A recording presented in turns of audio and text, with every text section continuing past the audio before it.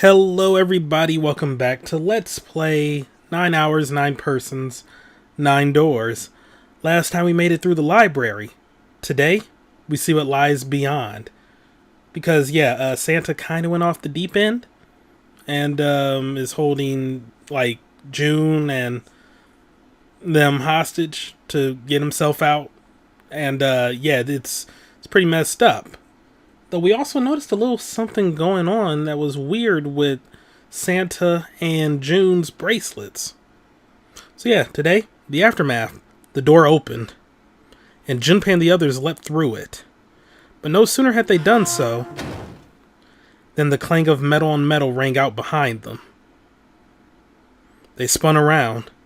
The door they'd just come through had slammed shut. Junpei grabbed hold of it with both hands and pulled with all his strength. Damn it. It looks like it locks automatically. Is there any other way out? Well, there's another door over on the right. There's a card reader next to it. It's got a red light on it though, so I'm pretty sure it's locked too. But there is a card reader, right? Yeah. Then perhaps if we find a key card, we could open the door and leave. Well, yeah, that might work, but... Hey, wait a minute. Are you saying we're gonna have to search through this room for one little card? Oh man. They took a second look at the room they'd found themselves in.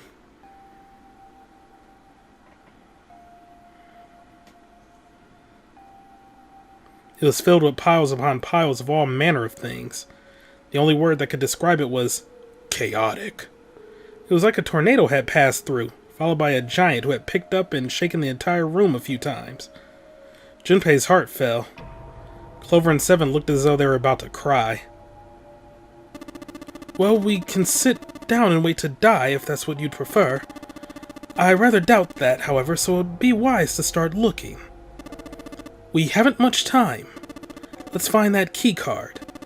Oh, and the Neptune key as well. We won't be able to get through the hallway without it. Alright then, let's begin. Okay. Good lord, all this mess everywhere, it's like my room. Ha cha cha cha cha cha. Okay. The frick am I looking for? Okay, we got a drafting table. Hey Junpei, isn't this a nautical table? Yeah, I feel like I've seen this before. Material has been added to the file screen. Care to explain?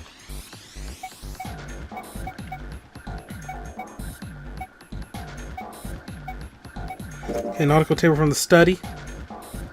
No, I already have that.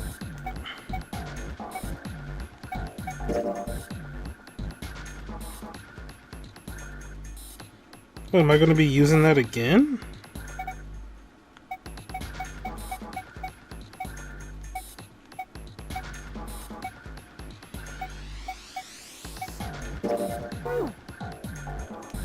I don't know. Okay.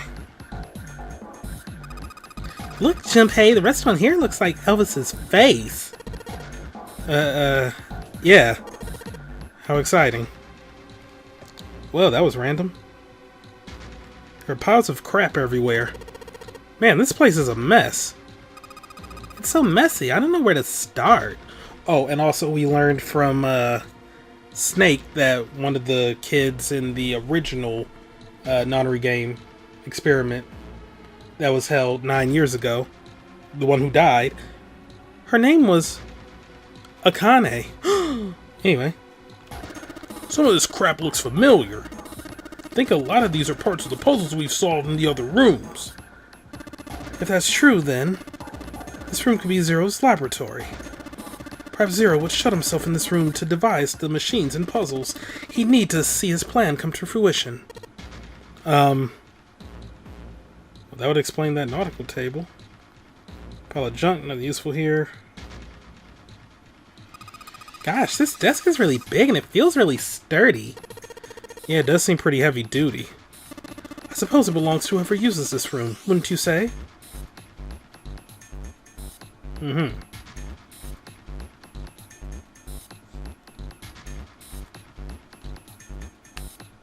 The screen is huge. Wonder why it's blue. Maybe if I touch it. I'm sorry, what? There's something on the screen now. What's this? There are 15 cells here with numbers and letters in them. Let me see that. Oh, I see.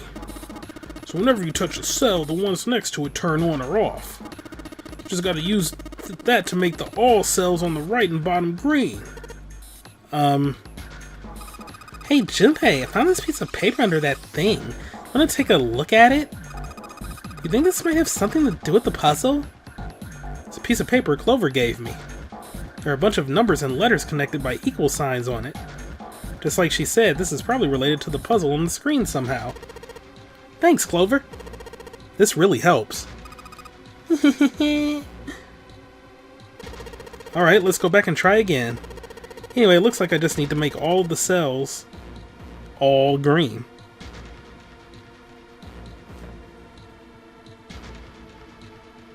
I'm sorry, what in the fuck am I looking at? Okay, alright, it's a hex chart. Well, not even hex, like... If L's 21... Oh no, yeah, this is hex. It's just going beyond... Alright. So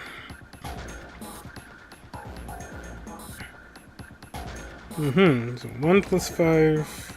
1 plus F plus 5 equals L. L is 21. So 1... that's... 1 to 16 plus 5. So 9 plus...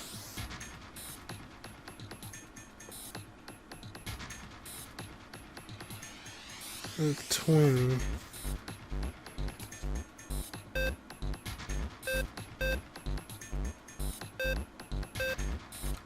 Oh, was not expecting this.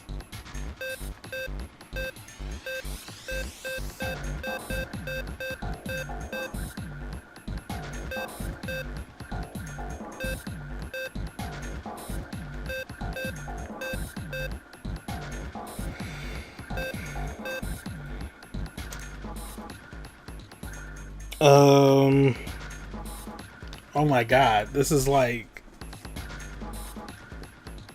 Huh.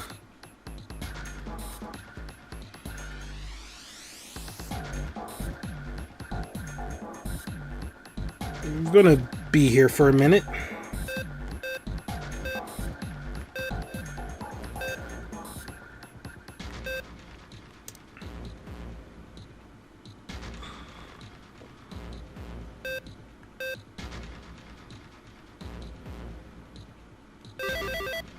What the...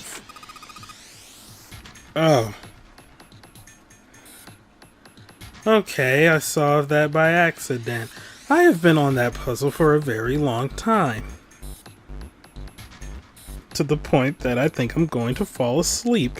But I will power through. You did it, Junpei! You're so smart. You seem to have done an excellent job and solved the puzzle. Just what I would have expected of you, Junpei. Good lord, that puzzle. Hey, come on, you're embarrassing me. Whoa, whoa, don't get cocky, kid. We don't got time for that. Look at this. Check out the right edge of the control panel. The lid slid open and something came out. Oh, we're not gonna just... Okay. Something on the right edge.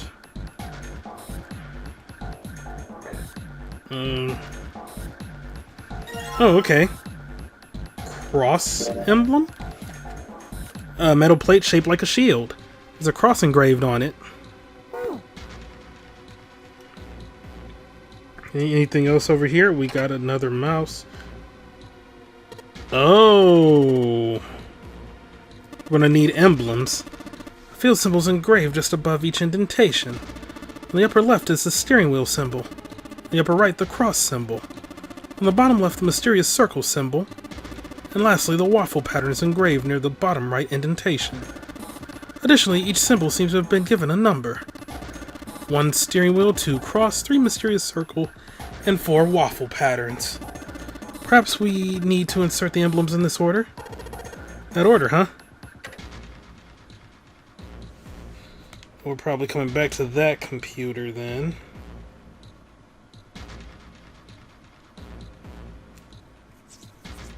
Good lord, it's messy. Come on, Junpei, knock it off, alright? There's nothing over there. I just want to be sure, okay? Jeez. Hey, chill, my dude. Oh, okay. Oh, that's another one of those panel things. Alright. This monitor is part of this machine. It's really dim, though. It's got a map of the world on it, but I can barely see it. I don't have the, thing in there. Junpei, it looks like there's a compass in there. Ah, now I get it. What do you mean? I guess you weren't there, Clover, but I solved a puzzle like this one in the wheelhouse. I think I just need to do the same thing here. The same thing? The important part is this nautical table we just found. I just have to match up the directions on the compass with the lines on the nautical table. I use the steering wheel in the wheelhouse, but this time I think I'm going to use the wheel attached to the side here. Okay then, show me. Now. Of course. Maybe I ought to run through the instructions. This looks like it probably works the same way the steering wheel in the wheelhouse did. If I just touch the direction I want it to turn to, the compass will turn that direction.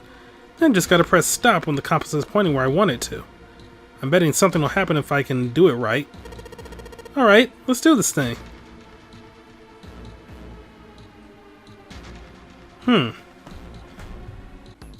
Okay, I'm actually awake.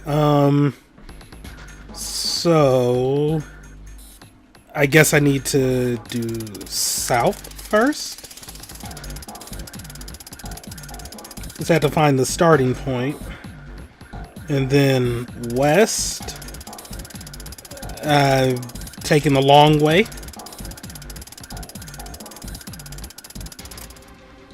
And then southeast.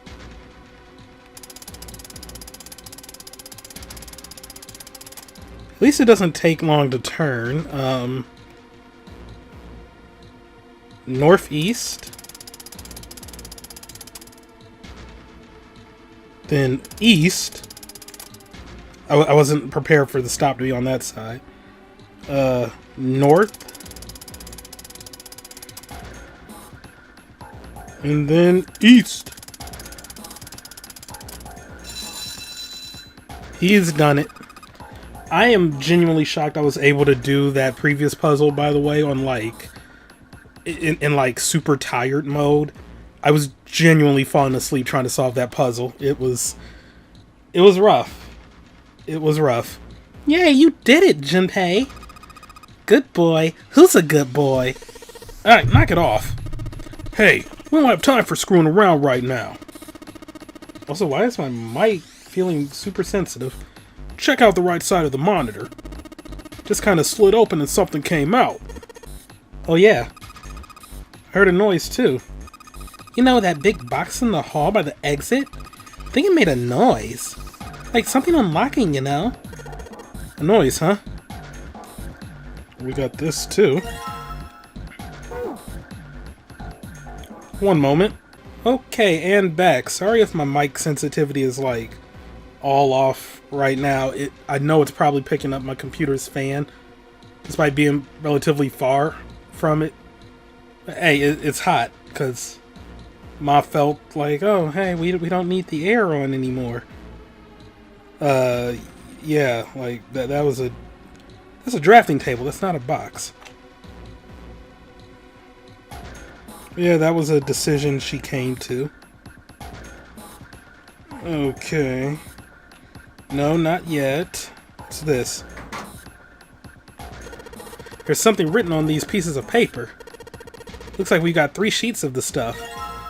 Loop here has been added to the file screen. Okay. Oh, you fucks. Oh no. Oh no. Not Morse code. Anything but Morse code. I'm not prepared for Morse code. So machine rust makes it feel rough. Piles of crap everywhere. This is a pretty impressive mess. You try to search every one of these, we're going to be at it till the cows come home. Well, that doesn't seem too bad. We won't have to go bring them in ourselves then. Don't you get smart with me, kid. How about we deal with this area later, okay, guys?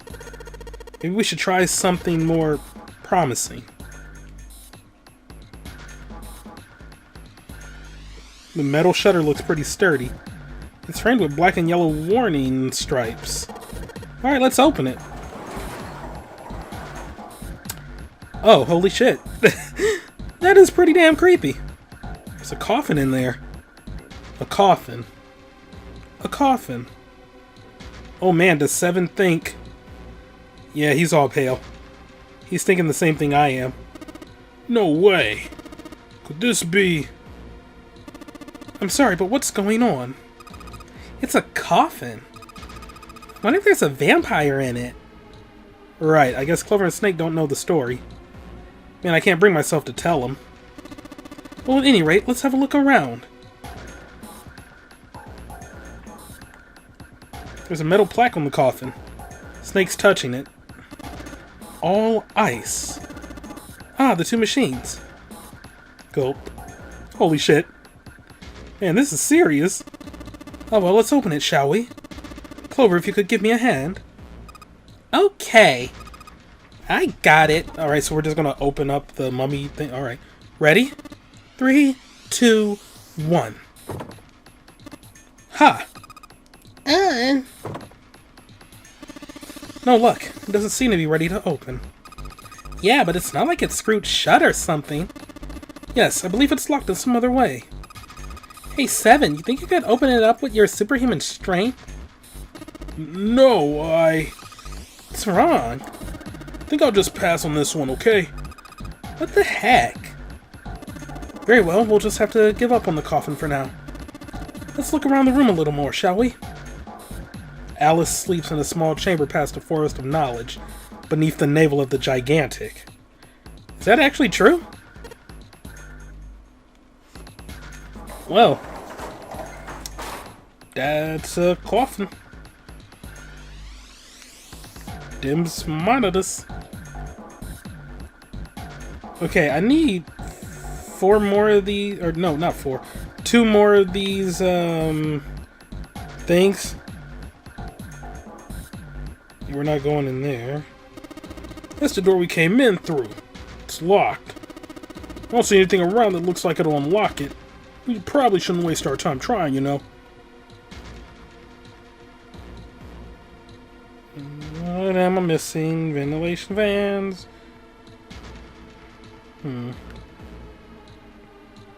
Oh, did I check this screen? No, I did not. Let's see what happens when I... Whoa. Well, now we've got something on the screen at least. Huh? What is this? Oh, wait a minute. I saw something like this when I figured out that Morse code puzzle back in the communications office. Morse code? Yeah. The dots on here look like dits for Morse code. There's 2 dots on the last line, 4 on the second, and 1 on the last. Ah, I'm afraid I don't understand. Well, perhaps you should give it a shot anyway. Alright, I'll try. Before I do that, though, maybe I ought to run through the instructions. If I just tap the button, it'll enter a dit. If I hold the button down, it'll enter a da. Once we enter our answer, it'll automatically determine if it was the correct answer or not. I can also switch through the code sheets I've got by touching 3 icons over on the right. Alright, let's do this!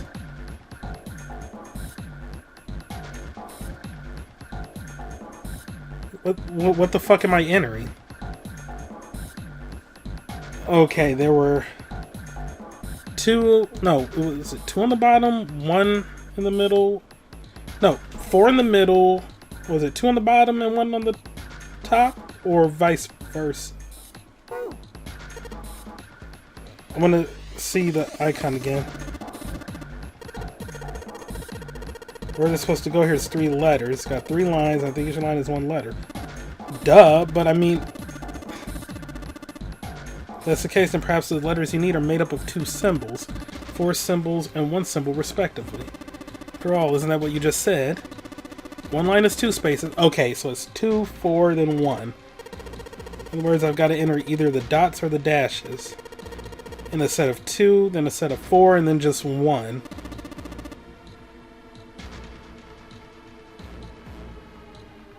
Huh. So 2, 4, then 1.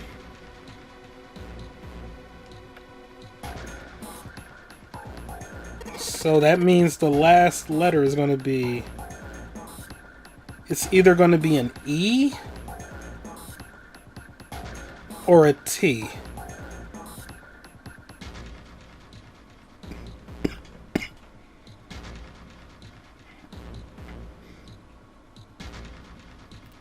So, first letter can be an A, an I,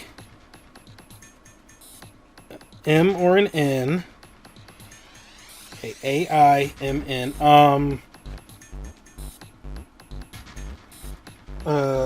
Do I have anything to write on? Yeah, this will do. Okay. A-I-N. No. M. Oh, alright, let me start over. A-I-M or an N. And then the last letter is going to be an E or a T. And then the 4 dit things, you have B, C, F, H, J, L, P, Q,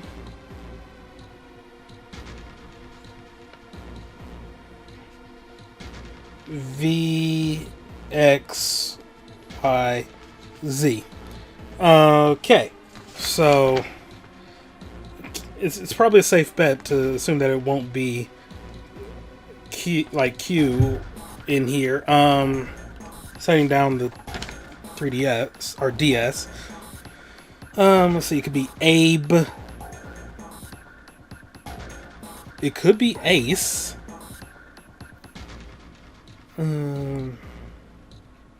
Act or Ace. Aft? No, probably not. Ape? Apt? Ape or apt could be it. Av, like for avenue? Nah. Axe is one. I. A-Y-E. Ooh, it could be ice, actually. Like, ice and ace are good ones, because they kind of fit what's going on with, like, the game.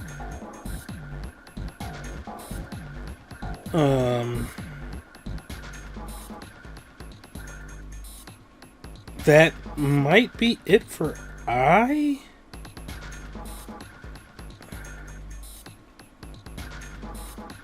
Yeah, ace, act, or... Oh, axe, ace, or ice is still... Yeah, there's really nothing else here that can work with I. M... No. Yeah, because there's no vowels in the second one. Unless you count Y, I mean, I guess, but... My, might... Nigh, night... Those don't work. So, ace, axe, or ice. I'll try ace first. Okay,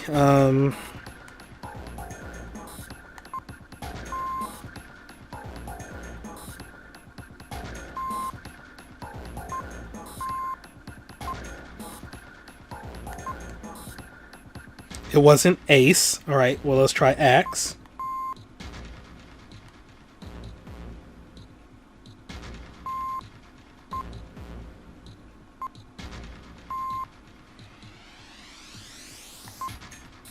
Alright, well, let's try Ice.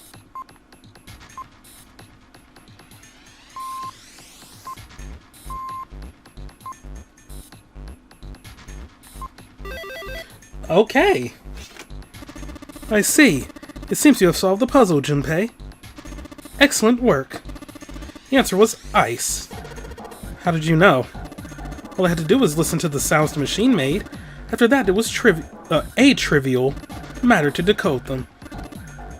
Ah, yes. I believe I heard a noise from somewhere on the right of the device after you solved the puzzle.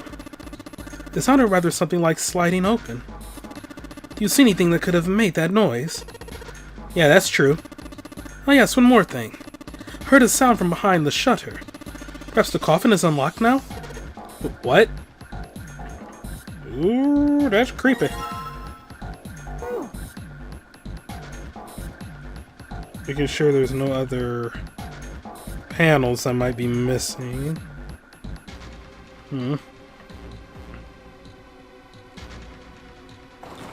Well, let's open up that coffin. Alright, fine, I'll open it. Okay, Junpei, you can do this. It's just a box. It's just a box. Oh, holy shit, this is a coffin. There's gonna be something horrible in there. I just know it. Okay. Deep breaths. Here we go.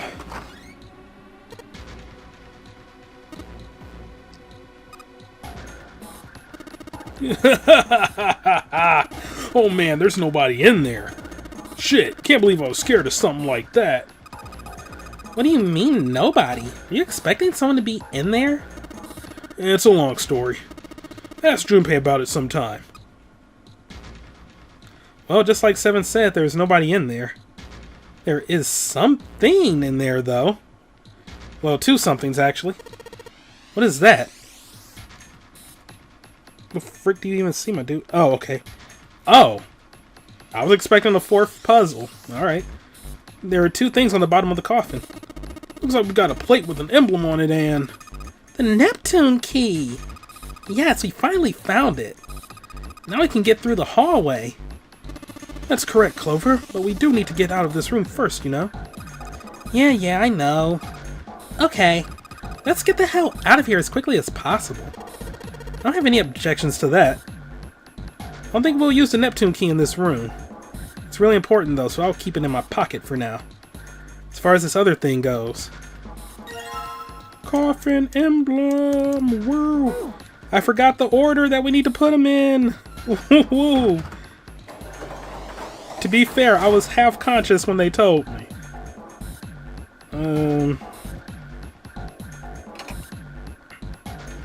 Oh god. Notation of number 1 through 4. Symbols for a steering wheel, a cross, weird circle, and some kind of waffle pattern.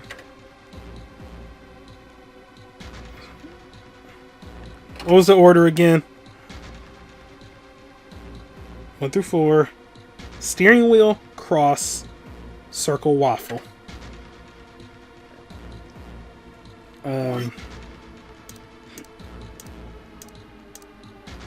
Okay.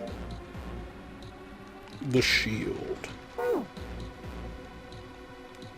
Oh, no, go back. I forgot how to cycle through these. Oh yeah, it's just a matter of... Okay. Steering wheel.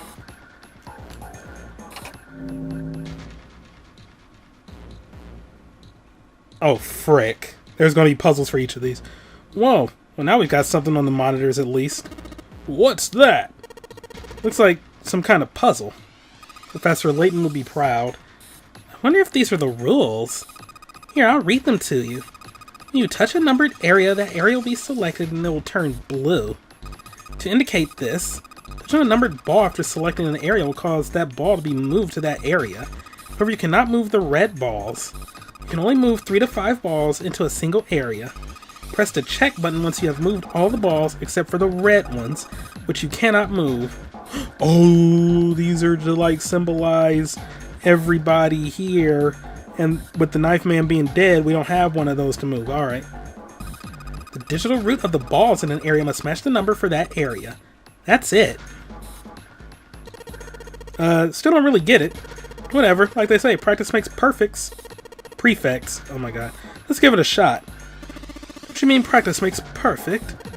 Hey. Let's see you solve the next one. Then you can make fun of me. Junpei, this is not the time for being an asshat. Alright, 6 and 3, 6 and 3. Did we have a... Yeah, that was a, that was a thing earlier where we split up.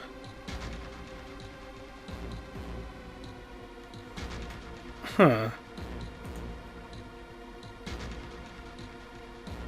Who went through door 6? Because that was steam engine into cargo room? Oh, but no. Door 3 was in the hospital area. But there was no ace at that time.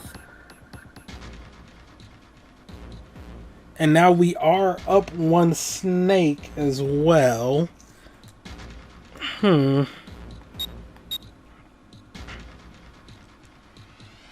Let's math it out. Because steam engine was 3, 5, 6, and ace 4, 9, 15, 6, and then 15, 19, 21. Yep, alright. Okay, this is it, right? But nothing's happening. There are still 3 more indentations left empty. I imagine something will happen when they are all filled. Doesn't that seem likely? Okay, so next was the cross. Put an emblem of the cross. Hey, Junpei, something just showed up on the screen. This puzzle sure looks a lot like the last one. Yeah, but there's more of those red balls you can't move. Numbers for each area are different too. Looks like it's got the same rules as the last one, though. Sure you don't want to double check that? No, I'll be fine. If I get confused, I can just look at the screen over there, right? Anyway, like they say, a picture is worth 1,000 words. Words. Junpei, please. Let's give it a shot. Isn't that a picture is worth 1,000 words? Hey, shut it. At least I'm trying, alright? Where did Joker Junpei come from? Okay, so Ace is out of commission for this one. 1 and 7. 1 was one of the last few ones. But Ace came with us through that door. 7 was in the hospital area. Who went into that one? What was that? 7... Because 3 was the shower room.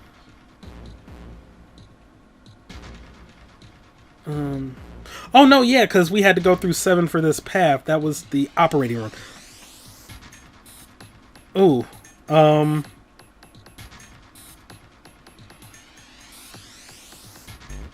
know that was Junpei. Yeah, that was Junpei 7 and Clover? Or was that the lab? No, lab what? No.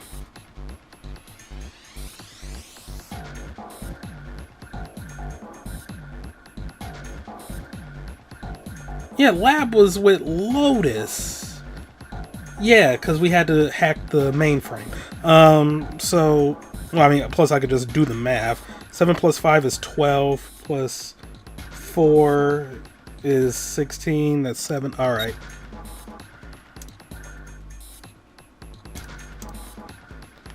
And then for this one, that would be the remaining numbers, but does that add up? 14 plus 3 is 17, plus 2 is 19. 1 plus 9 is 10, and then, yep. That's awesome, Junpei. There's only 2 left now. You can do it. I feel like I'm kind of cheating by not actually trying to calculate these, but rather just remembering who went through what door. But hey, I mean, if it works, it works. That does not look like a waffle, Junpei. You could just say a pound sign. Alright, let's do that cold emblem. The newest Fire Emblem crossover. Code Vein and Fire Emblem. That would actually be pretty badass. Dark Souls Fire Emblem probably wouldn't be awful. Yeah, the rules are the same. Shut up, I know this. Yeah, come on, this is the third time I've done this. It'll be fine. What's gonna be the spoonerism now? So this, if you can't think of anything clever, please don't strain yourself. You might hurt something. Damn, Snake! Alright, shut up. Just give me a break, alright? I'll think of something. The cattiness. Oh, shit. 2 7s. And 3 is out of commission. But then... yeah, we can still do 4, 5, 7 for 1. And then...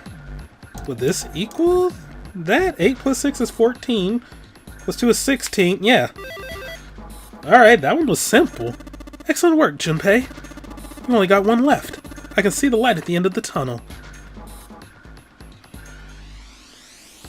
Can you, though? Can you, though? Okay. See what happens when I put the emblem of the coffin into this indentation. This is the 4th one. This puzzle looks a lot like that last couple. I think this is probably the last one. Once we solve this puzzle, I'm sure something will happen. Alright. I'll solve it in no time. Oh, no pun, Junpei? Also, I didn't even pay attention. We had no Santa for that one. So for this one, we have no Ace, no Knife Man, no Santa, and no June. 8 and 9. 8 and 9. 9 is one of the last few doors, so... Ace took Lotus. Oh yeah, we don't have Ace. Well then, door 8. Let's go back to door 8. That was with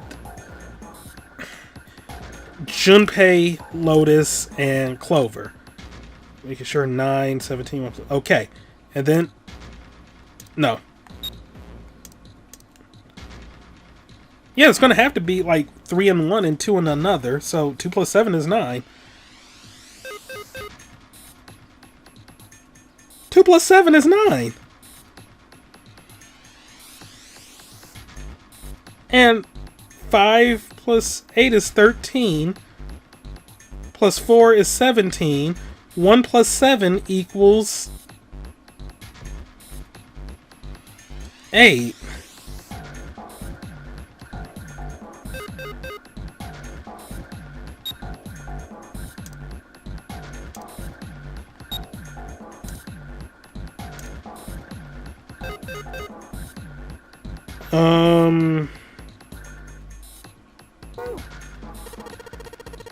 Yeah, me either, Junpei. Rules are displayed on this screen. You should read it again. Huh. You touch a numbered area, the area will be selected and will turn blue. Touch a numbered ball after selecting an area will cause the ball to be moved to the area. However you... wait, am I... wait, yeah, you cannot move the red balls. You can only move 3 to 5 into a single area.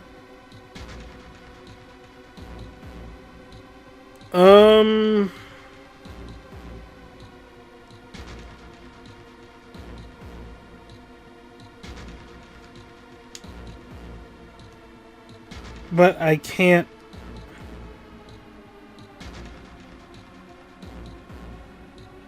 oh my freaking lord. Is it going to be a matter of rotating the freaking keyboard? But no, we don't have a number here. Fuck, I don't...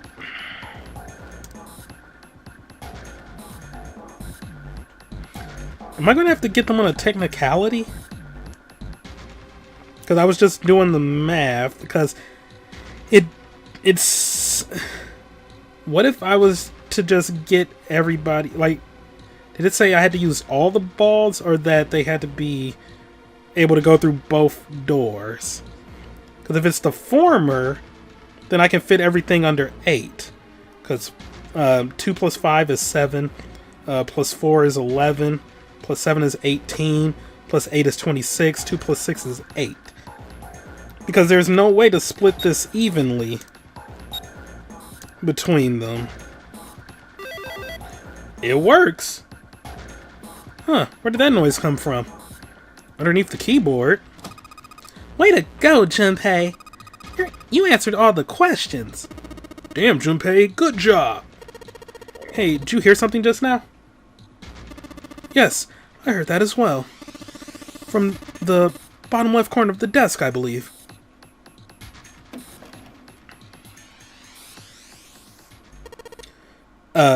Picture? In the drawer was a single picture. He picked it up. It was a photograph of 4 men. Involuntarily, Junpei's eyebrows shot up. He'd seen 3 of them before. Oh, shit. Is that the fucking 9th man? On the right was a man with a mustache. The same man they'd found murdered in the captain's quarters. He'd been wearing the 0 bracelet when they found him. Second from the left was a man wearing glasses and a doctor's coat. He was the 9th man, the one who'd worn the bracelet number 9. He had gone into door 5 alone and met an unpleasant end. Finally, the man on the very left, the man in the pinstripe suit. Oh man, that's Ace. Yeah, I guess it is. No doubt about it. Seven and Clover had come to peer over Junpei's shoulders. But what did it mean? What was Ace doing in the picture? Perhaps more importantly, why were the 9th man and Cap in it as well? Hey, I wasn't there, yo. As Junpei looked closer, he noticed the expression on each man's face. Their smile suggested that they were close, at least to some degree. But why? How? Yeah, because in this timeline, they don't know about the Cradle Pharmaceutical connection with Ace. What was the relationship between these 4 men? So the 9th man was a member of there too. That's why he was so readily trusting of Ace then. Damn, Ace, you just gonna double, like, just backstab my dude like that?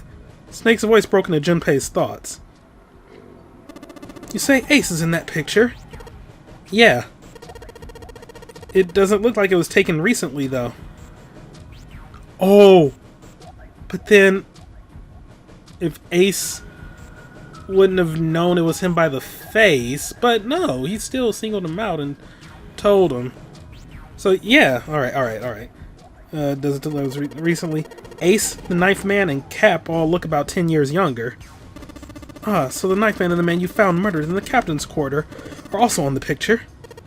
Yeah. Is there anyone else? Or are there only 3 people in the picture? I'm afraid I can't see it. No, there's one more guy. He's got kind of long hair. He looks smart but a little cold. He's the only one I don't recognize.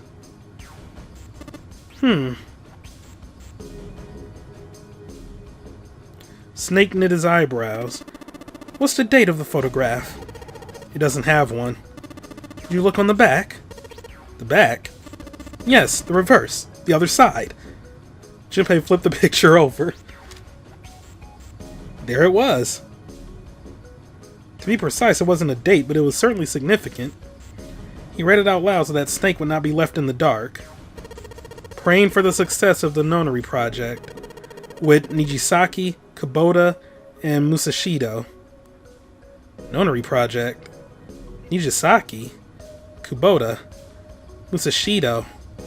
Junpei immediately flipped the picture back over.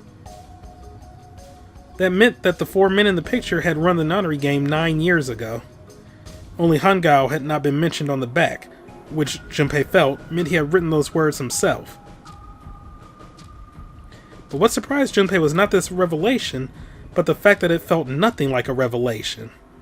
It felt obvious, Because of the prior knowledge we have and the whole, like, fields and telepathy and, yeah, deja vu, son. That their true identities did not come as a surprise was what Junpei found most surprising. Why then? Why wasn't he surprised? I'm actually amazed at how they're fitting in, like, the fact that you went down another path and found the bad end. This is actually really neat. Junpei had just discovered that Ace had run the Nonary project, but he felt no spark of excitement or surprise. Nothing. It was almost as if he'd already known. Ah, of course. I understand now. Junpei looked over at Snake. His own confusion, he had missed a dark look on the other man's face. Ace was the CEO of Cradle Pharmaceutical. He was the one who invented the game 9 years ago. He was Gentaro Hungao. Ace is Hungao? Even as he asked, Junpei felt as though he'd already known. It was as if someone had whispered into his head that, yes, of course Ace was Hungao. I had my suspicions from the beginning. Their voices were familiar. Too familiar to be a coincidence. I can never forget his voice. It was the voice of the devil. I couldn't be sure, though. After all, I had no way to check. I certainly couldn't ask him. Even if I had known, however, I would never have told you. Oh! Because I was about to say, like, if that's the case, what happened to the final, like, the fourth guy? Unless he was Zero, but no, I forgot. There was one other person here who died. And that was who we thought was Snake. So it could have been him that Ace killed. And if I had known, however, I would never have told you. Zero made it quite clear what would have happened if I did. Oh my gosh, I had no idea. Huh? I didn't know that Ace was Hungao. Oh yes, I suppose you wouldn't have. 9 years ago, you were in Building Q in Nevada. But Hungao was in the Gigantic with us. I know. That's why I didn't know what Hungao looked like. But why? Why didn't you tell me? I mean, I'm your sister, right? You could have told me. I'm sorry. I apologize for keeping this from you. But if I had told you, Clover, you would have told everyone else. And if you did, then I would have been forced to tell them about what happened 9 years ago. I had to prevent that. Clover and Snake's conversation wasn't of particular interest to Junpei. He still couldn't make sense out of his strange feelings of knowledge. He was trying to organize his thoughts when he heard Seven's voice. Hey, Junpei, you think I could borrow that picture for a sec? He had no reason to say no, so Junpei handed the picture over. Seven stared at the picture and began to mutter the 4 names of the project's leaders over and over to himself. So he's about to get his cop memories back? Hungao, Kubota, Nijisaki, Musashido. His brow was furrowed and his face was flushed. Hungao, Kubota, Nijisaki, Musashido. He chanted their names to himself, pacing back and forth across the floor. Hungao, Kubota, Nijisaki, Musashido. Seven shouldn't have known their names. After all, he hadn't been there when Junpei and Snake had spoken of them in the library. But as Junpei watched them pace, it was clear that he did know them. Hey, Seven? Do you... Shut it! Just be quiet. His eyes were red, and Junpei could see sweat beginning to bead on his forehead. I'm this close to remembering. This close. He was sweating heavily now, but his lips were dry. Hungao, Kubota, Nijisaki, Musashido, Cradle Pharmaceutical, Nonary Project. Then he stopped. Seven set down the picture and looked at the red light near his feet. His eyes narrowed. Then suddenly his eyes went wide and he shot up straight. Shit! What? What's wrong? Holy shit! This is nuts. What's nuts? I remember. Remember what? Everything. Everything? Yeah. I remember all of it. My memory's back. I remember what happened before I got snatched. Seven's voice was filled with excitement. Shock and excitement had frozen Junpei in place, along with Snake and Clover. Let me tell you what happened. Seven hastily drew a shaking hand across his mouth and began to speak. Like Snake said, Ace is Hangao. From the right, the other three are Musashidao, Nijisaki, and Kubota. Musashidao was the man with the cash. Nijisaki was Hangao's right-hand man, and Kubota developed the actual technical details of the experiments. Realization began to dawn on Junpei, along with a pressing question. How do you know all this? Come on, man, I told you, I finally got my memory back. No, that's not what I mean. I'm trying to ask you why you know all this stuff in the first place, before you forgot it. Seven rubbed the scar on his chin. You really want to know? Of course. Me too.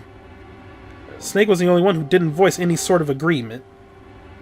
It looked to Junpei as if he was simply waiting to see where Seven's sudden recovery might take him. That's going to take a while. Hell, it'll probably take me a good 3 days to tell you. Everything. We don't have 3 days. Just give us the short version, alright? Short version, huh? The big man pulled off his hat and scratched his head. He made a face and put his hat back on. Alright, fine. I'll give it a shot. No promises, though. Junpei and Clover nodded earnestly. Seven was a lone wolf detective who valued his own code over the rules, doing what was right over doing what you were told. That was why, on that fateful day, he'd gone with his gut and gone to the wharf at night on a slim lead. It was 9 years ago. The wharf had been dark and cold and foreboding. At the time, he'd been investigating a spate of kidnappings, all of them children. They'd all had one thing in common: history of visits to one particular hospital. The hospital had been under the management of Cradle Pharmaceutical, and Seven's investigation had turned up evidence that Cradle had been involved in the kidnappings.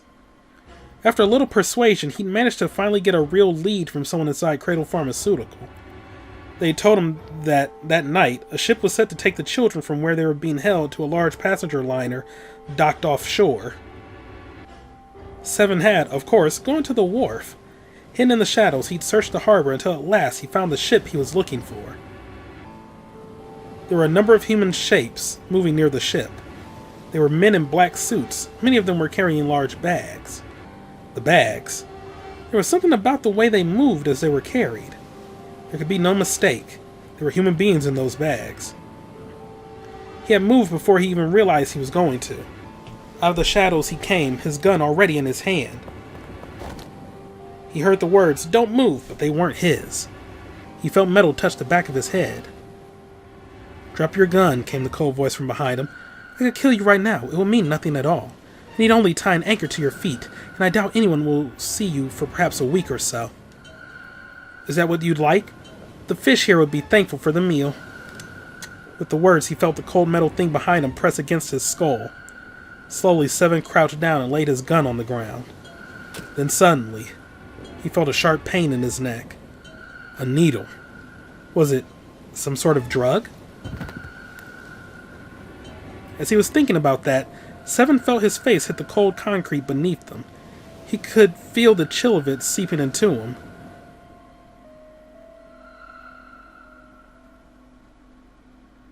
Ugh, damn it! Shit, my head hurts. Seven woke to find himself lying on a hard floor. He twisted his neck to peer around the room. Where am I? There was a small shabby bed and a dirty sink. A toilet with no stall or privacy of any sort. As a cop, it was a place Seven had seen all too often. I'm in a cell, huh? Opposite the toilet was a door set into the wall. Seven struggled to his feet and hobbled toward it.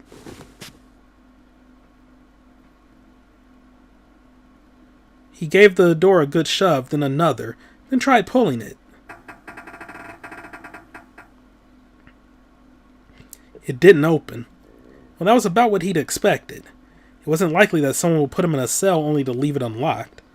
He threw himself against the door a few times, but to no avail. I knew it. Seven grumbled to himself as he moved back toward the bed. He sat down.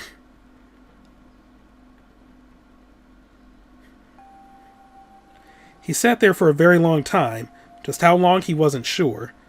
At last, he began to nod off and had nearly fallen asleep when he was roused by a distant voice. "There's... over. It's... 9. The voice was far away, very far away. Seven couldn't understand what it was saying. Nonetheless, it was a voice, and a high one, most likely a child. His eyes shot open. "Her... oh... ear... K... een." As he listened, he could pick out several different distinct voices. There were at least 5 or 6, possibly more. Where were the voices coming from? He looked around the room frantically. Perhaps the door? No, that wasn't it. What? Go. Ow. Was it coming from the left? Was it coming from under the bed? He grabbed the bed and flipped it up with ease.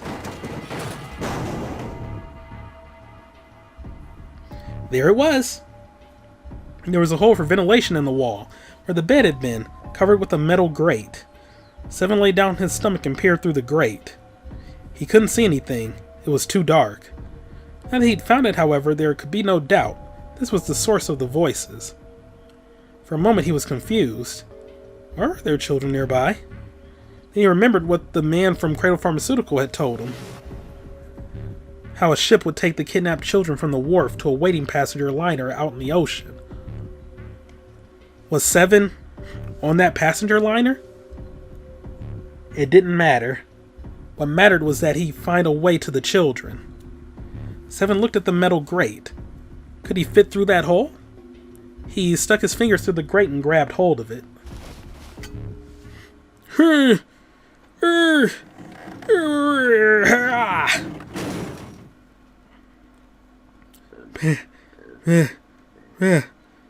Yeah, how you like that, you son of a bitch? The dark square sat open before him. I love this picture so much. Seven wiped the sweat from his forehead and crawled inside. Also, sorry if I'm kind of speeding through Seven's section. We've already kind of heard this, but they're not letting me fast forward, so yeah. The first section of the duct was small. Seven could do little more than wriggle along on his belly. After a time, however, it got a little larger, and even someone as large as Seven was able to crawl along on his hands and knees. He felt like he'd grown from an inchworm to an insect. Not much of an improvement, but it was better than nothing. He'd begun to wonder where the duct would take him when there was a thunderous sound, like a massive metal door slamming shut. Then he heard a voice. "Warning! Warning! Emergency incineration command has been acknowledged. Automatic incineration will take place in 18 minutes. Please evacuate the incinerator immediately. Repeat. Emergency incineration command has been acknowledged." Well, that's new. The voice wasn't harsh, but something about the calm with which it spoke made it even more terrifying. Seven wasn't sure what it meant, but incinerator certainly didn't sound good. Then, almost as if to confirm his suspicions, he heard a chorus of young voices. "No! Help me!" Many of the voices were simply screaming in terror, mixing with one another to create a single horrifying howl. "Damn it! What the hell is going on here?" Seven began to crawl along the duct as fast as his arms and legs could carry him. The noise he made was tremendous, but he was long past caring. A few moments later, a metal door appeared on the left side of the duct. Seven could hear the screams of the children from the other side of it. This was it. He grabbed hold of the handle and threw the door open. The old metal gave way easily before his onslaught. What the hell is this place? The room he was looking out into had a dome for a ceiling and 9 equally sized walls. At the top of the dome was an upside-down funnel. It looked almost like a chimney. Maybe this was in the section where he was telling us his backstory. Then he looked down. There they were. The children he'd been looking for. They stared up at Seven, their cries silenced, for the moment, by surprise and fear. Whether they were scared of the room or him, Seven couldn't tell. It was certainly possible that they were frightened of both. Not that I could blame them, running into a mug like this when they're already scared shitless. He permitted himself a short snort of a laugh, then turned to the children again. Don't worry, kids. I'm not your enemy. I'm one of the good guys. Not a single one of them moved. Except for one. He was a boy, slightly older than the others, in a private school uniform. Who the hell are you? As he spoke, he took a tentative step forward and gave Seven a suspicious look. I'm a detective. I'm here to rescue you. The moment the words were out of his mouth, he could see the children relax. How are you going to help us? The boy in the uniform asked. Where's the exit? Seven responded. There isn't one. The doors we came in through won't open, and the door over there... He cut himself off, considered something, and then continued. Anyway, there's no point. We can't all get out of here. If we don't get out of here, we're going to be burned to death. Burned to death?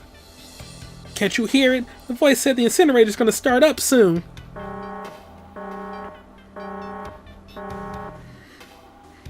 The voice spoke again. Automatic incineration will take place in 15 minutes. 15 minutes? They had only 15 minutes. Seven looked back down at the children. One moment, please. And back. So yeah, he looked down at the children. It was a good 20 or 30 feet to the floor. There was no way he could pull the children up. That was when he had an idea. Wait right there. I want to be right back. What? Where is he going? Are you just going to leave us here? Seven did his best to smile what he felt was a reassuring smile. Don't worry, alright. I'll be back. I promise. So just stay calm and wait right there, got it? He didn't wait to hear them respond. There wasn't time. He ran as fast as a man could run on his hands and knees. Before long, he was back in his cell. He was back where he had started, but he had a plan. There was something there that he needed. As soon as he was finished, he dove back into the duct and took off toward the incinerator. Sorry to keep you waiting, guys. Leaning out of the door in the duct, Seven lowered the rope he'd brought to the floor of the incinerator. Back in the cell, he torn the bed sheets into strips and tied them together to make a rope. Like Seven himself, it wasn't very attractive, but it got the job done. Damn, narrator! Alright, just tie that around yourself, okay? I'll pull you up one at a time. Right! Huh? Wait a sec. That's when he noticed. There were more of you before. Where'd the rest of you go? The boy in the uniform answered. I let them go on ahead. We opened the number 9 door and they left. What? You tell me you opened that door? That's what I said. What the hell are you doing here? We couldn't go with them. Why not? Look, the only people who can go through the numbered door...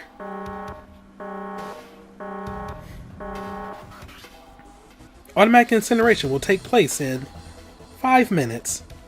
The voice reverberated against the walls of the room.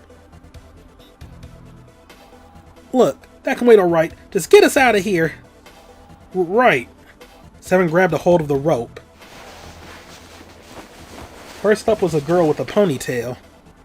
Next was the girl with a red necktie. Junko? Followed by a boy in a jacket who said he'd climb up on his own. The last up was the boy in the uniform. Like the boy in the jacket, he climbed up the rope himself. He looked scrawny from above, but his looks belied impressive strength. He scaled the rope quickly, but as he was almost to Seven, they heard the sound of someone knocking. All eyes turned to the door. Cut into it was a thick square window. On the other side, they could see a furious face.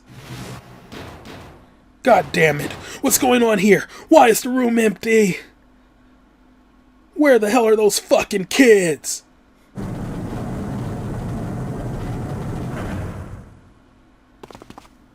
The door opened and a man stepped in, looking half mad with fury. Seven recognized his face. He'd seen him many times in photos during his investigation. The man's name was Gentaro Hungao, the CEO of Cradle Pharmaceutical. Hungao saw the boy hanging from the rope.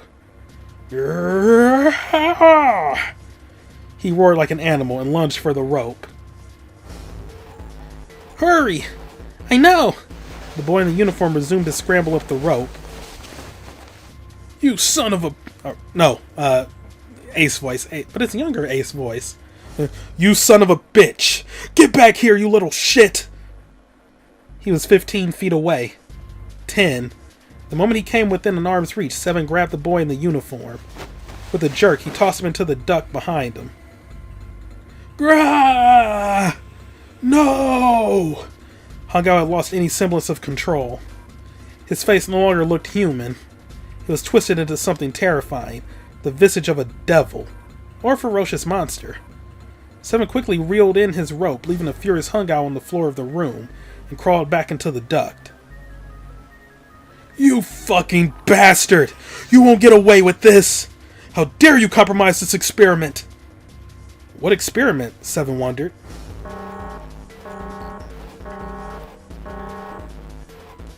Automatic incineration will take place in 1 minute. Hey old man, what the hell are you doing? Hurry up! It was the boy in the uniform. Seven tossed Hungao a taunting salute and pulled the door closed. I mean, you're on the same ship as him and he knows where the hell you are, so I mean, I don't know why you're taunting him. There was no point to going back to Seven's cell, so they continued down the duct in the other direction. Fair enough. After 30 feet or so, another duct met theirs heading down. They nodded at one another, then turned and slid down the duct. A short time later, they crawled out of the duct to find themselves in a narrow hallway. There was a door on each side of it. The one on the left was a normal double door, but the one on the right was a familiar thick metal door with black and yellow stripes, and a device next to it on the wall. On the door was a plate that read, Incinerator. Then, that's where we were? Yeah. Hungao might still be there.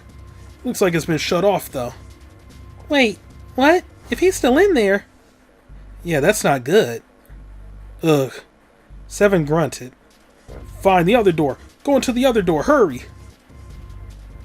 The children began to run, with Seven following close behind them. On the other side of the door was a large spiral staircase. Run! Seven shouted. They didn't need to be told twice. Up and up and up they went. Their feet pounded against the steps, and their arms churned the air.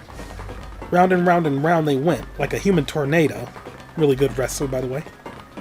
The stairway kept going. They passed a couple of rooms that looked to be dance halls when the boy in the uniform spoke. Heh, heh, heh. Something's up. Akane's not catching up to us. Akane? My kid's sister!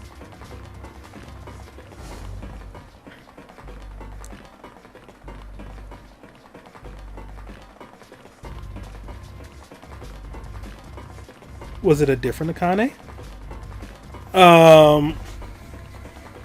Holy shit! The girl with the red necktie! Akane? That was strange. Seven didn't remember seeing that name in the list of children who'd gone missing. Hey! Akane! He cupped his hands around his mouth and yelled. There was no response. Maybe we outran her. Suddenly the boy in the uniform stopped short.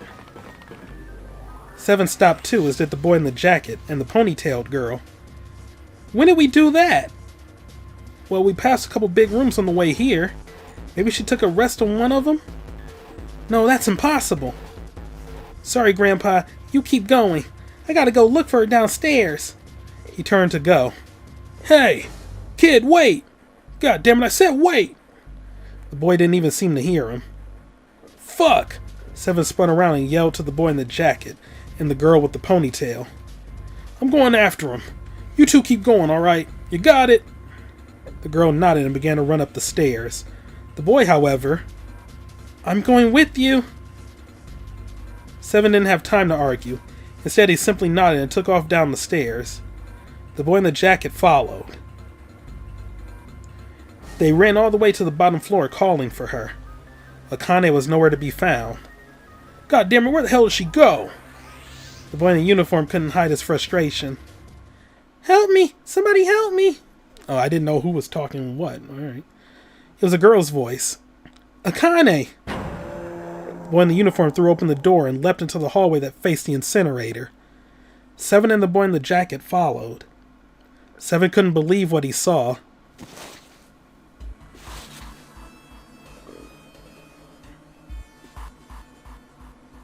That does look like Akane or June in kid form. Hungao had grabbed Akane by the arm and was doing his utmost to force her into the incinerator. Come on, goddammit, move! No, I don't want to. Let me go. Please let go of me. She had planted her feet squarely on the floor and was doing her best to get away, but Hungao was much larger than she was. She wasn't going to win. Akane! The boy in the uniform shouted. He roared with anger and charged toward Hungao. You come back! You're too late, idiot! Hungao lifted Akane bodily from her feet and threw her struggling into the incinerator. Ah! Before Seven or the boy in the uniform could react, Hungao leapt through the door after her. They saw him land inside. And then the door slammed shut with the finality of a great steel guillotine. The three of them ran to the door. They pulled and strained, trying desperately to get it to open. Grrrah! Fuck, it's no use, the goddamn thing won't move an inch. The boy in the uniform cried out and began to slam his fists against the door. He hit it with such force, Seven feared his knuckles would shatter from the impact. Akane! Akane! Are you okay? Help me! Her voice was muffled by the door, but the sheer terror in it was unmistakable. What should I do? I think I'm trapped in here. Where's Hungao? He went out the other door. What? Warning. Warning. Emergency incineration command has been acknowledged. Automatic incineration will take place in 18 minutes. Please evacuate the incinerator immediately. Repeat. Emergency incineration command has been acknowledged. Are you fucking kidding me? Seven was at a loss. It's the same damn thing! Are you there? Akane's voice sounded close to tears. Yeah, we're here. Just hang on, alright? We're gonna figure out a way to save you. If she could have seen the bloodless face of the boy in the uniform, his words would have seemed like little more than a sick joke.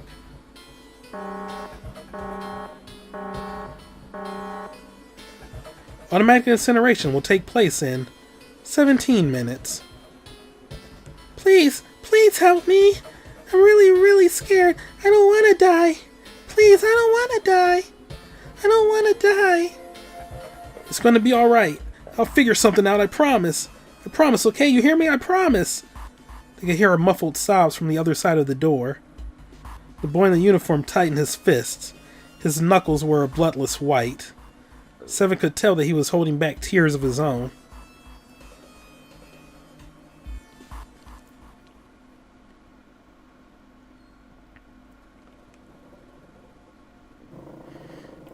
It was real silent. All they could hear was the creaking of the boat as it shifted in the water. They waited and waited, but Seven didn't continue. What happened then? Junpei couldn't wait any longer. He had to know. Seven looked at the floor. Come on, man, put yourself in my shoes. It doesn't end good. Think I want to remember that? Then, yeah. Shit, if I'd known it was going to be like this. Almost wish I hadn't remembered. Seven shook his head. There was something Junpei had to know. Hey, are you sure? Huh? Look, I don't want to ask this either, but there's something I don't get. So if you could just tell me, did that girl Akane really... Seven stared straight ahead at nothing. Yeah, I'm sure. There wasn't anything we could do. After a while, the countdown ended. We heard something burning.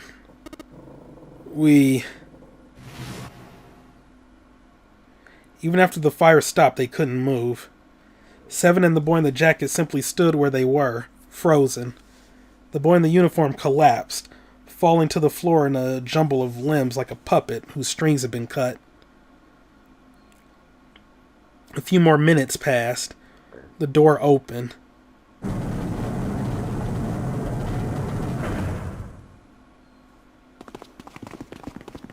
The boy in the uniform ran in, stumbling over his own feet. Seven and the boy in the jacket followed, still too numb to speak. The air in the incinerator was hot. Every breath made Seven's lungs feel like they were on fire. The air shimmered with heat, and in the middle of the room, beneath the waves of heat, there it lay. The boy in the uniform walked toward it, his legs shaking violently. Seven couldn't see his face, but his body looked somehow empty. Finally, he reached it. The boy collapsed to his knees, his legs no longer able to support him.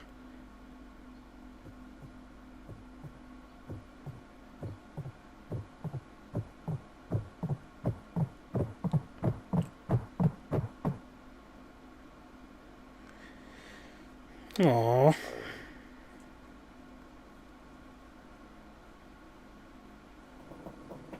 So it was her corpse, or... Junpei felt a cold lump form in the pit of his stomach. A feeling of sickening anticipation washed over him. He could feel his body shivering. He desperately did not want to know the answer he feared he knew already, but he had to ask. He had to know for sure. Can I ask you one more thing? What? The girl, Akane.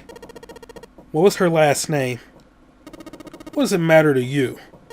Just tell me, okay, please. Seven looked at Junpei curiously and ran his tongue quickly over his dry lips. Kurashiki. Her name was Akane Kurashiki. What the fuck is going on? So, did she not die? Like, I need to know, did they find a corpse or ashes? Because if that's the case, she was somehow able to escape. Like, if it's the latter. If it's the former, then what the fuck is going on here? Something inside of Junpei stopped. He had no more words left. He had no more Junpei left. He was just a shell of flesh and bone. Seven turned to Snake. You were there that day, weren't you? Tall kid in the jacket. That was you, wasn't it? Yes, I was. You are correct, detective. Junpei's mind was blank, withdrawn from the world. Somewhere far away he could hear Seven and Snake talking. Don't misunderstand me. I told you before how Zero threatened me. There was nothing I could do. I couldn't say anything about what happened 9 years ago. So you're saying you're not working for Zero, right? Of course not. Clover, what about you? Hey, come on. You really think I'm working with Zero? I told you before, you idiot, I was in Nevada, in Building Q. I did hear that a detective rescued the kids on the boat, but I didn't know it was you. Her surprise seemed to be genuine. Seven regarded Clover for a moment and rubbed his chin thoughtfully. Well, I guess I believe you. Clover nodded. Alright, let me ask you another question. He stuck his hands into his pockets and took a few steps. Then he stopped and turned to face them again. Santa's real name is Aoi Kurashiki. He's Akane's brother. You know that?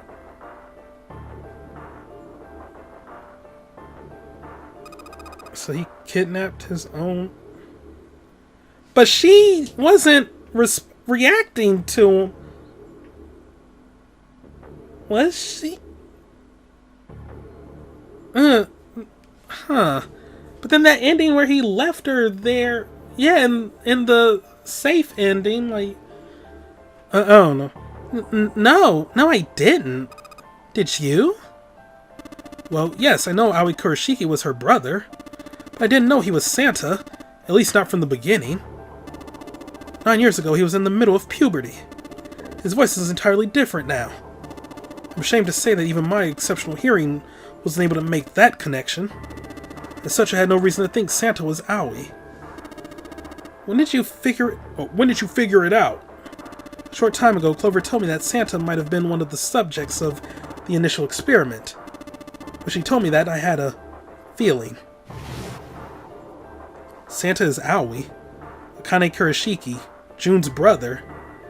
That spark caught flame in Junpei's leaden mind, and the fog began to clear. Like an engine beginning to turn, images and thoughts began to coalesce in his mind, coming faster and faster, forming bigger images, bigger thoughts. Junpei blinked. He was back. There's still a lot we don't know. I mean, like, a lot. But there is one thing I think we can say we know. What's that? That body we found in the shower room had to be Nijisaki, dressed up to look like Snake. What? Come on, man, what kind of a detective are you? You didn't figure that out already? Hey, go easy on me, man. I just got my memory back, alright? Cut me some slack. Yeah, come on, Junpei. Well, if he is, the 3 murders make sense then, don't they? Yeah, that's right, murder. Kubota blew himself up, but that was murder too. So why did these murders take place? If Junpei is correct and the body in the shower room was Nijisaki's, that means all 3 of the people who were murdered were involved with the creation of the nonary project. Kubota, the person who conducted the actual experiments. Nijisaki, Hungao's assistant. Musashidao, the man who financed the project. You mean this was all just revenge? Santa is Zero. He's getting revenge for the death of his sister. No, I don't think Santa actually murdered anyone. In fact, Junpei didn't think, he knew. He couldn't explain why or how, but he had no doubt that Santa had killed no one. Perhaps the madness of the last several hours was finally driving him insane, but Junpei had ceased to be surprised at his sudden knowledge, and even begun to accept it. If I'm right, then it's not hard to figure out who the next victim's going to be, is it? Pretty sure I don't have to tell you. Snake, Clover, and Seven all nodded. The next target will be Gintaro Hungao, the person who planned the nunnery project. In other words, Ace. There was a moment of silence. And then the room shook. From far away they heard the sudden rush of water. Whoa, what the hell's going on here? It must be 6 a.m. Our time is up. Shit. Come on. We need to get out of here. How? In the drawer that it held the picture was a key card. Junpei grabbed it. I'm betting this sucker opens the exit. Come on! Let's go! New material has been added to the file screen. Keycard 0. Sorry, what new material? Oh. The picture. Alright, well, let's get out of here. Alright, let's just swipe this card. Junpei, look! It's unlocked. Yeah, now we can go back to the library. Hurry up, Junpei, we don't have time. Let's go. Alright, let's go.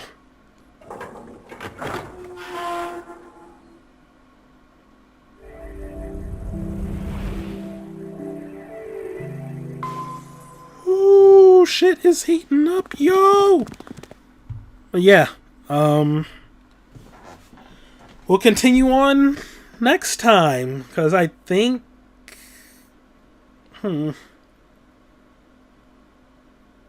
Actually, I don't even know anymore. Like, but yeah, that was unexpected. Akane and Santa are related, but Snake and Seven have reason to believe that Akane died 9 years ago. Akane Kurashiki. So who's this Akane Kurashiki? that Santa seems to be really close to. And Junpei knows. So I think it's another case of like it was a body double. They didn't see it happen, so she must have lived. But then that raises some questions too, like where the hell did she go without anyone knowing? I don't know. I don't know. This is getting crazy. But yeah, we'll continue on next time. Thank y'all for watching. Have a great day, and I'll see you next time for some more Let's Play. 9 hours, 9 persons, 9 doors. One whole slew of confusing questions. Goodbye.